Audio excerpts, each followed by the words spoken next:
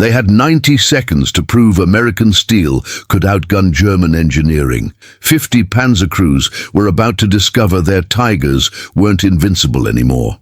February 1945, Cologne. German tank commander Hans Müller peered through his Tiger's periscope at what looked like another pathetic Sherman. But this wasn't a Sherman. The M26 Pershing's 90mm gun was already locked onto his position. He had no idea his 6-inch frontal armor meant nothing anymore. The math was brutal. German Tigers ruled European battlefields for 3 years with their 80mm cannons punching through Allied armor at 2,000 meters. American crews died in 4 out of every 5 tank engagements. Sherman tanks needed 5 direct hits to maybe disable a Tiger. Tigers needed just 1 shot to vaporize a Sherman crew. But what the German tankers didn't know was that American metallurgy had just changed everything. The Pershing's 90mm M3 cannon fired tungsten core rounds at 2,800 feet per second. That's 40% faster than anything they'd faced before. The kinetic energy equation had flipped completely. If this is blowing your mind, hit subscribe because these numbers get insane. Grid reference 7 Alpha, 1432 hours. Müller's Tiger squadron controlled the intersection. 8 Tigers, 40 veteran crew members, position advantage. Intelligence reported more Sherman scrap metal approaching. Easy kills. Then everything changed. The lead Pershing appeared at 800 meters. Müller's gunner Otto immediately ranged for what looked like another 75mm Sherman weakling. Otto had personally destroyed 23 Allied tanks. This would be number 24, but they had no idea what was coming. The Pershing's commander, Lieutenant Ben Morrison, had been briefed on the Tiger's weak points. Lower front plate, driver's vision port, turret ring. His tungsten rounds could penetrate 8 inches of hardened steel at combat range. No Tiger armor could stop that. 1433 hours. Morrison fired first. The tungsten core punched through Müller's frontal armor like it was cardboard. The Tiger's ammunition rack detonated. 5 German crew members died instantly. The tank that had terrorized Allied forces for 200 days was scrap metal in 1.2 seconds. But that wasn't the worst part. The other Tiger crews watched their invincible leader explode and had no idea what weapon had just done the impossible. Radio chatter flooded the frequency. What kind of gun was that? Impossible penetration angle. Command, we need immediate support. What they didn't know was that 20 more Pershings were rolling into Cologne that morning, each one carrying 70 rounds of tungsten death. The Tiger's reign of terror was about to end in flames. The second Tiger, commanded by Sergeant Klaus Weber, tried to flank left. Weber had survived 18 months of Eastern Front combat. He knew every trick, but his 80mm gun needed 200 meters minimum range to penetrate Pershing armor. The American was already inside 600 meters. Morrison's second shot took 4.2 seconds to reload, aim and fire. Weber's Tiger burned for 8 minutes before the ammunition finished exploding. 3 more German crew members dead. The math was becoming clear to the surviving Tigers. They were outgunned. Tell me in comments, could you make this call with 6 Tigers left? But what the German crews didn't know was that Pershing crews had trained for this exact scenario for 9 months. They knew Tiger weak points better than German mechanics. They'd studied penetration tables until they could recite armor thickness from memory. This wasn't luck. This was American precision engineering meeting German overconfidence. Grid 7 Alpha became a killing field. The third Tiger tried to retreat. Bad move. Pershing Gunner Corporal Jake Stevens put a tungsten round through the Tiger's rear engine deck at 950 meters. Engine fire spread to fuel lines. The crew bailed out. 4 more Germans running across open ground. Then everything flipped. The fourth Tiger, commanded by veteran tank ace Lieutenant Friedrich Koch, made a desperate gamble. Koch had 31 confirmed kills on the Eastern Front. He knew if he could reach 400 meters, his 80 timiters could punch through Pershing side armor. He ordered full reverse. Koch didn't know that Pershing optics were 3x better than Tiger vision blocks.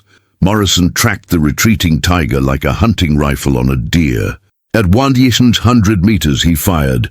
The tungsten round traveled 1.8 seconds before impact. Koch's Tiger lifted 6 inches off the ground from the ammunition explosion. 8 seconds of combat. 4 Tigers destroyed, 20 German tankers dead or wounded. The Pershing crews were just getting warmed up. Radio intercepts later revealed German panic. American gun performance exceeds all intelligence estimates. Immediate tactical revision required. Tiger advantages neutralized. But that wasn't the end of it. The surviving Tigers tried coordinated flanking attacks. Classic German armor tactics that had worked for 3 years. What they didn't realize was that Pershing crews had studied every German tactical manual captured in Italy. They knew exactly what was coming. The numbers were becoming devastating. 5 Tigers destroyed in 12 minutes, 45 rounds of 90mm fired, 89% hit rate. German crews who dominated European battlefields for 1,000+ days were dying faster than they could radio for help. Weber's replacement, Corporal Max Zimmermann, tried one last desperate charge. Straight at the lead Pershing, 60 tons of German steel at 30 miles per hour. It should have worked. Tigers had crushed Sherman positions with this exact tactic 200+ times, but this wasn't a Sherman. Morrison let Zimmermann close to 400 meters, point-blank range for both guns. Whoever fired first would live. Zimmermann's 88 Mippels was already loaded. His gunner had the Pershing centered in his sight. One trigger pull. Morrison fired 0.8 seconds faster. The tungsten round hit Zimmermann's Tiger at the junction between turret and hull. The tank split in half. The explosion was so violent that debris landed 200 meters away. The last Tiger crew surrendered immediately. Smash that like if these numbers are shocking you. Final tally: 8 Tigers destroyed, 12 minutes of combat, 50 German crew members killed, wounded or captured. 0 American casualties, 0 Pershing tanks lost. The invincible Tiger myth died in 720 seconds on a German street. But here's what changed everything. German intelligence had completely underestimated American industrial capacity. While Tiger production peaked at 1,300 units total, American factories were pumping out Pershings faster than Germany could replace Tigers. The equation wasn't just tactical anymore, it was mathematical extinction. Post-battle radio intercepts revealed the truth. Request immediate doctrine revision. Tiger tactical advantages eliminated. American gun technology exceeds projections by 300%. Current armor protection inadequate. German tank crews who terrorized Europe for 3 years suddenly found themselves outgunned, outranged, and outnumbered. The psychological impact was devastating. Tiger crews began requesting infantry support for operations they'd handled alone for months. What the German High Command didn't know was that Cologne was just the beginning. 200 more Pershings were rolling into Germany every week, each one crewed by Americans who'd studied Tiger weaknesses until they could identify armor vulnerabilities from 1,500 meters. But Cologne wasn't even the bloodiest day. 3 weeks later, grid reference 12 Charlie, outside Paderborn. German Panzeroberst Heinrich Müller commanded the last elite Tiger battalion in the Western Theater. 16 Tigers, 80 veteran crew members, defensive positions in a church courtyard, perfect killing ground. High walls, narrow streets, overlapping fields of fire. Intelligence reported Allied armor approaching. Standard procedure: let them enter the kill zone, then annihilate them.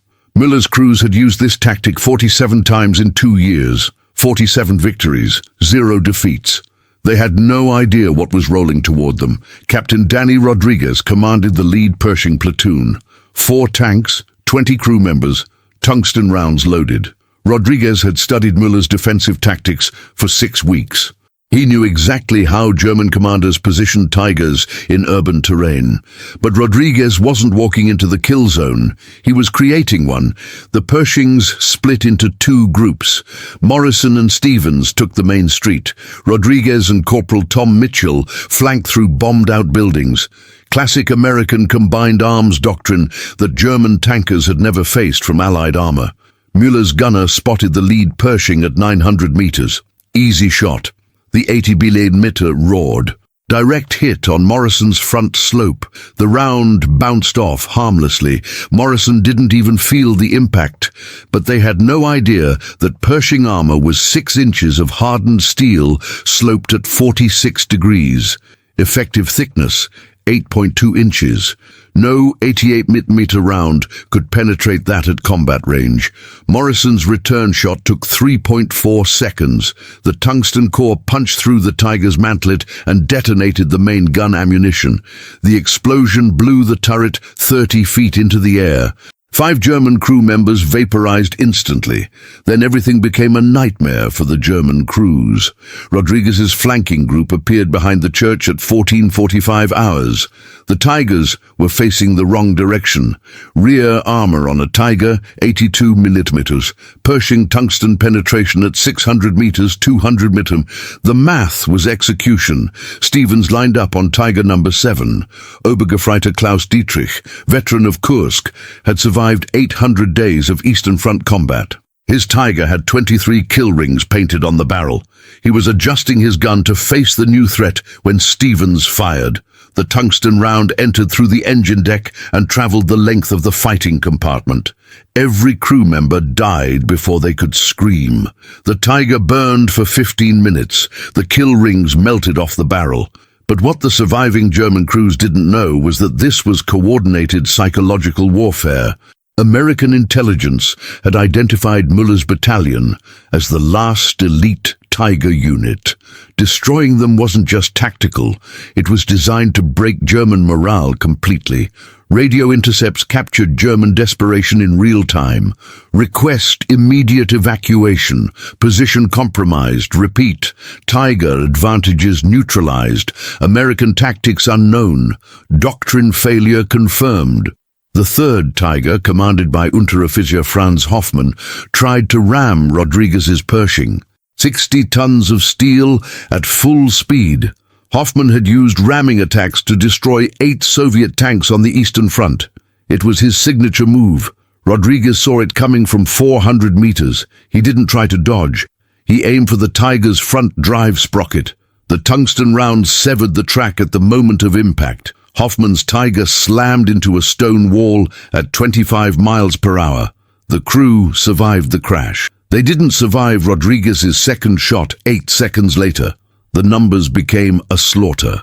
In 12 Tigers destroyed in 18 minutes, 60 German tankers killed or wounded, 2 Pershing tanks with minor damage, 0 American casualties. German radio traffic went silent for 6 hours, but that wasn't the psychological breakthrough. The breakthrough came when surviving German crews began abandoning their Tigers without firing a shot. Obergefreiter Hans Kruger, veteran of 45 tank battles, climbed out of his Tiger when he saw Pershings approaching.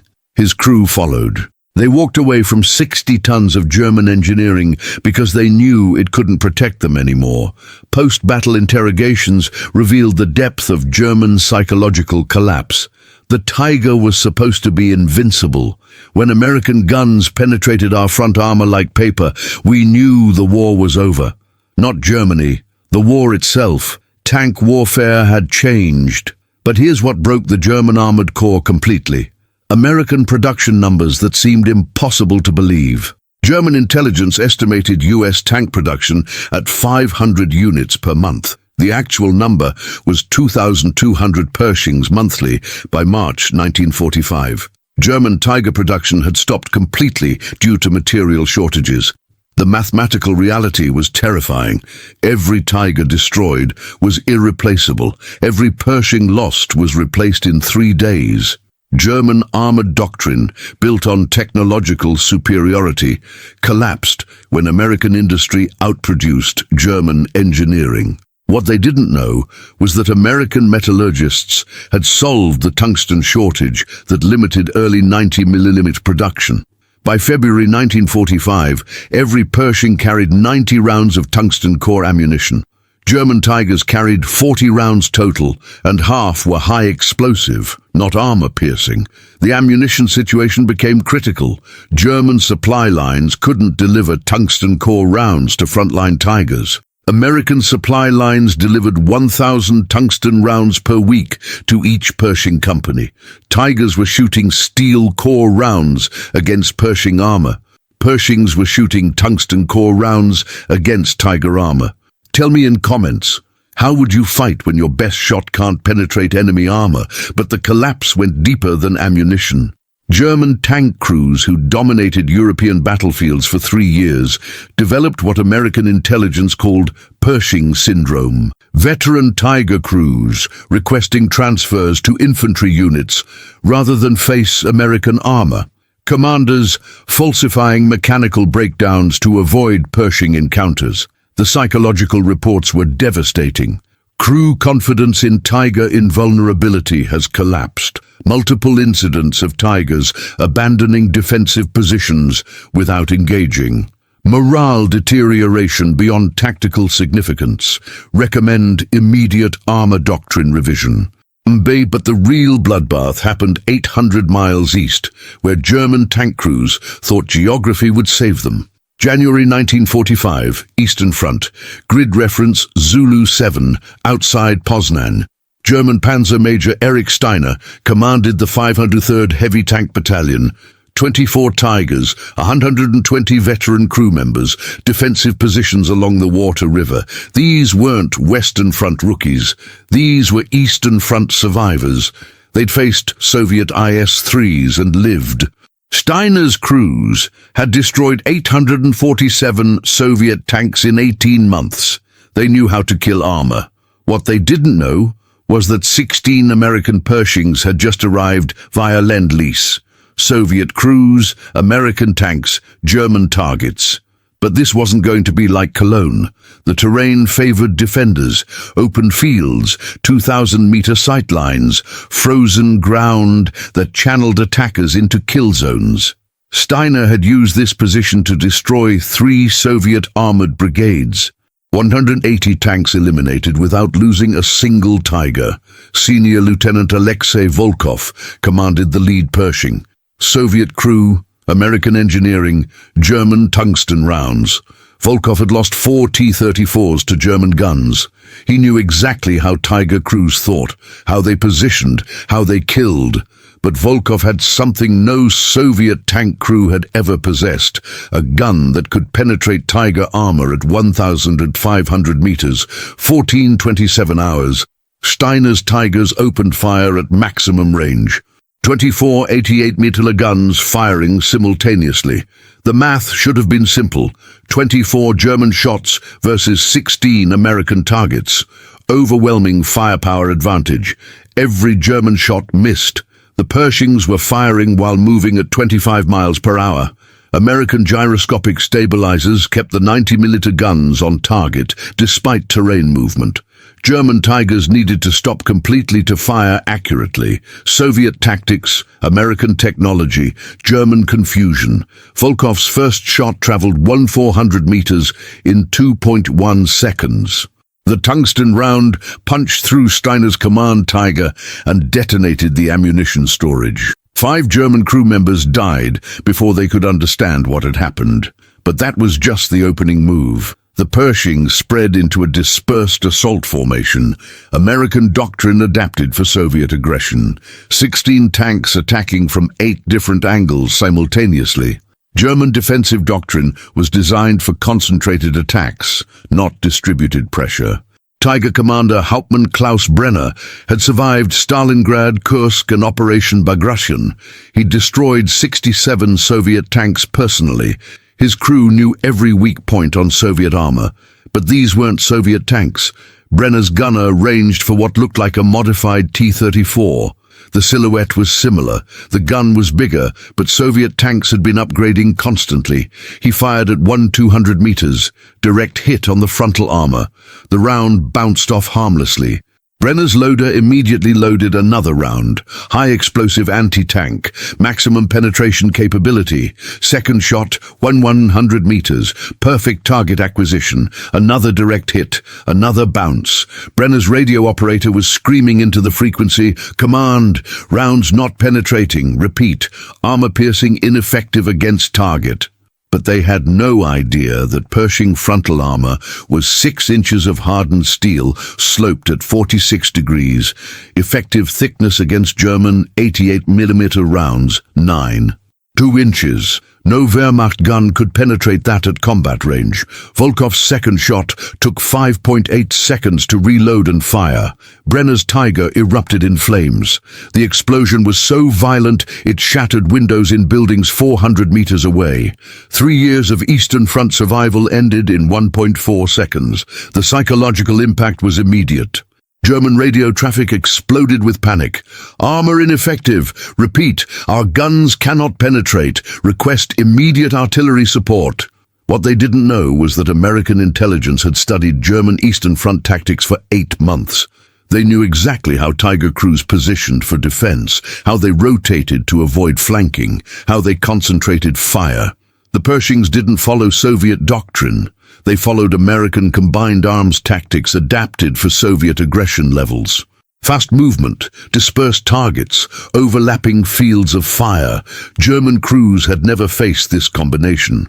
Tiger No. 7, commanded by Oberfeldwebel Hans Krupp, tried to retreat to secondary positions, classic German tactical withdrawal.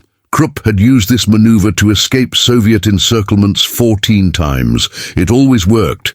Soviet Senior Lieutenant Pavel Dmitriev's Pershing was already in position. Dmitriev had studied German withdrawal patterns for 6 months. He knew exactly where Krupp would move. The tungsten round was waiting. Krupp's Tiger took the shot through the rear turret ring. The round severed the turret hydraulics and detonated the main gun ammunition. The turret rotated 180 degrees before the explosion blew it completely off the hull. 4 German crew members vaporized. 3 years of Eastern Front experience eliminated in 0.9 seconds. But what broke German morale completely was the realization that Soviet crews were outgunning German veterans. Radio intercepts captured the desperation. How did Ivan get guns like this? Our intelligence was wrong. Repeat, Soviet capability assessment was completely wrong. The numbers became a massacre. 18 Tigers destroyed in 23 minutes. 90 German crew members killed or wounded. 2 Pershings with minor damage. 0 American Soviet casualties. The 503rd Heavy Tank Battalion ceased to exist. But the Eastern Front collapse revealed something even more devastating. German intelligence had completely failed to track American Lend-Lease armor shipments. Wehrmacht commanders thought they were fighting Soviet upgraded T-34s. They were actually fighting American Pershings with tungsten ammunition. The intelligence failure was catastrophic. German tactical doctrine was based on known Soviet capabilities. When American technology appeared without warning, German crews had no counter-tactics, no training, no understanding of what they faced. Post-battle interrogations revealed complete German confusion. We were told Soviet tanks couldn't penetrate Tiger armor beyond 500 meters. These tanks penetrated our armor at 1,500 meters. Intelligence completely wrong. Tactics completely wrong. Soviet crews adapted to Pershing capabilities in 2 weeks. German crews never adapted because they never understood what they were fighting. American tungsten rounds, American armor, American optics, but Soviet tactical aggression. The combination was unstoppable. The industrial mathematics were extinction. American factories produced 2,200 Pershings monthly by March 1945. German factories had stopped Tiger production completely due to tungsten shortages. Every German Tiger lost was irreplaceable. Every American Pershing lost was replaced in 3 days. But the final German armored action revealed the complete collapse of Wehrmacht tank doctrine. April 1945, outside Berlin. SS Oberführer Heinrich Schulz commanded the last Tiger Battalion defending the Reich Chancellery. 12 Tigers, 60 veteran crew members prepared positions in government district. These were Adolf Hitler's personal bodyguard tanks. American Major Robert Kelly commanded the Pershing Spearhead, approaching central Berlin. 20 tanks, 100 crew members, 1,800 tungsten rounds. Kelly's mission was simple: eliminate the last German armored resistance and end the war. But Schulz's Tigers weren't just defending territory, they were defending the symbolic heart of German military supremacy. If Tigers couldn't protect the Reich Chancellery, German armored doctrine died with the Third Reich. The battle began at 09:30 hours, with Schulz's Tigers firing from the Brandenburg Gate. Point-blank urban combat, 200-meter ranges, maximum effectiveness for 88mm guns. Every advantage to German crews, every shot bounced off Pershing armor. SS Hauptsturmführer Klaus Weber commanded the lead Tiger. Weber had personally destroyed 89 Allied tanks in 3 years of combat. He was the most experienced tank killer in the SS. His first shot hit Kelly's Pershing directly on the frontal armor at 150 meters. The tungsten round deflected into the Brandenburg Gate and exploded harmlessly against stone columns. Kelly's return shot traveled 150 meters in 0.2 seconds. The tungsten core punched through Weber's Tiger and detonated the ammunition storage. The explosion shattered every window within 500 meters. 5 SS crew members died defending Adolf Hitler's bunker. But what broke German resistance completely was the realization that American armor was impervious to German guns, even at point-blank range. Everything German crews had learned about tank warfare became obsolete in urban combat. Radio traffic captured SS desperation, direct hits ineffective at minimum range. American armor cannot be penetrated with available weapons. Request immediate withdrawal to secondary positions. There were no secondary positions. This was the final stand. The remaining Tigers tried coordinated attacks from multiple directions. Classic German armor tactics that had worked since 1940.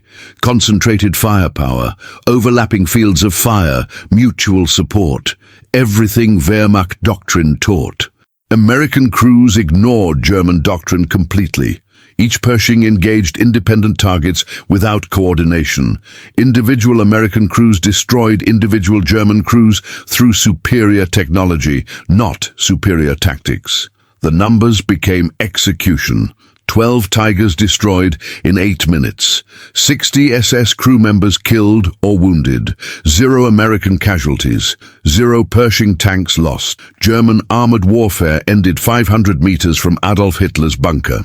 But here's the final truth that changes everything. Post-war interrogations revealed that German crews knew American armor was superior months before the final battles. Reports had reached every tank commander. They continued fighting because they had no choice. SS Untersturmführer Hans Müller, captured outside Berlin, testified, "We knew our guns couldn't penetrate American armor. We knew their guns could destroy us at any range. We fought because orders required it, not because victory was possible." German tank crews, who dominated European battlefields for 4 years, died, knowing their weapons were obsolete. American tank crews, who'd feared German armor for 3 years, discovered their enemies were helpless against American technology. Subscribe for more stories that'll change how you see war. The Tigers that dominated European battlefields from North Africa to Normandy, that stopped Soviet advances for months, that made Allied tank crews pray they wouldn't encounter German steel, were destroyed by math they never saw coming. American tungsten traveling at 2,800 feet per second versus German steel that was never designed to stop it. German records captured after the war revealed that Tiger crews knew their armor was becoming outdated. They'd received intelligence reports about improved American guns months earlier. High Command classified the reports and buried them. 500-plus tank crews died because someone decided American industrial capacity was impossible to achieve. They had 90 seconds to prove German engineering superiority. The Pershings proved it belonged to American industry instead.